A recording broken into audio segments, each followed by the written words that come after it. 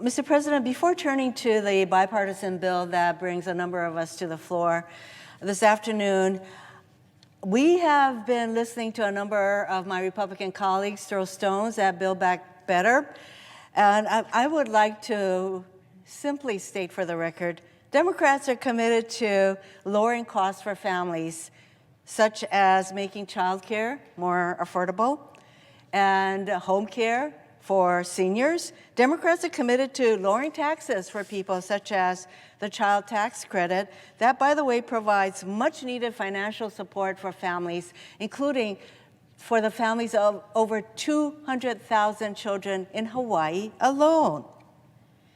And all by making the richest people in our country who got the benefit of $1.5 trillion in totally unnecessary tax cuts that the Republicans pushed through, by making the richest people in our country pay for these much needed programs that actually support American families. Meanwhile, what are the Republicans doing? Nothing, zero, nothing for American families. So I would like to set the record straight as to who actually is working hard to help American families, and believe me, it's not the Republicans. Turning to the bill that we are talking about today. Mr. President, today's big tech behemoths like to tout their claimed consumer-focused approaches. Amazon, with its ability to deliver seemingly any product to your doorstep within 2 days. Google, with its goal of organizing the world's information and making it accessible to all. Apple, with its mission of bringing the best personal computing products and support to the end user. And Facebook, looking to give users the power to build communities and bring the world closer together. Each claims that their success has been the direct result of their consumer-focused, that consumers choose their products and services because they are the best in class. That may have been true at some point, but it's certainly not true today. Today, consumers have no real choice. Amazon, Google, Apple, and Facebook have become gatekeepers that too often limit, if not outright squash, competition online. The result is unprecedented market domination that allow the small handful of giant companies to influence the choices and actions of literally billions of people every day. Think about how many times each of us go on Google. Multiply that by the billions every day. That's the kind of influence these large companies have. Take Amazon. Just yesterday, the Judiciary Committee heard from a small business owner who sells his crazy errands thinking putty on Amazon's dominant online marketplace.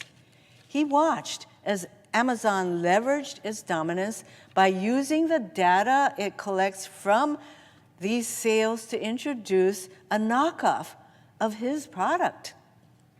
This is consistent with reporting from Reuters and others that Amazon recruits small businesses to its marketplace and then systematically uses the seller data it collects to develop competing products and preferences. And those products by placing them at the top of its search results. Google uses similar tactics to preference its own products and services. The company controls over 90% of the search market. 90%. That might not be such a big deal if Google simply fulfilled the promise of its co-founder Larry Page to, quote, get you out of Google and to the right place as fast as possible, end quote. But that simply isn't the case anymore.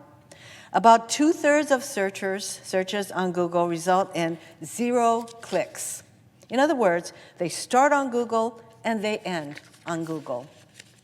That means, for example, that more and more diners looking for the best restaurants don't get directed to Yelp, the site Google's own search criteria identifies as best. Rather, they get Google's inferior reviews It means that travelers looking for travel deals on the top tourist attractions don't get sent to Expedia or TripAdvisor. They're stuck with Google. This is becoming the case for more and more searches. Apple likewise uses its complete control over the iPhone and iOS operating system to give its product a leg up. The company has introduced a number of products, including Apple Music, AirTags, and others, to compete with third-party products. Except it's really no competition at all, because Apple pushes those third parties into its payment system and then charges a tax of up to 30%. Sure, consumers can still use Spotify or Tile, but they all have to pay more to do so. In either case, Apple wins. These companies have made clear time and again that they are not interested in competing on a level playing field. Instead, they are determined to totally control the playing field. Unless the federal government steps in, they will continue to do whatever it takes to hold onto its market dominance. Competition be damned. This isn't good for consumers. That's why I co-sponsored the American Innovation and Choice Online Act. The bill will put an end to these abusive and anti-competitive practices. Among other things, it will outlaw self-preferencing by the dominant online platforms, prevent these platforms from using a competitor's data to compete against them, and ban the biasing of search results to benefit the company's own products. Unlike the words of the big tech behemoths, the American Innovation and Choice Online Act isn't an empty promise. It will actually put consumers first by restoring competition in the online marketplace. Thank you, Mr. President. I yield back to my colleague, Senator Blumenthal.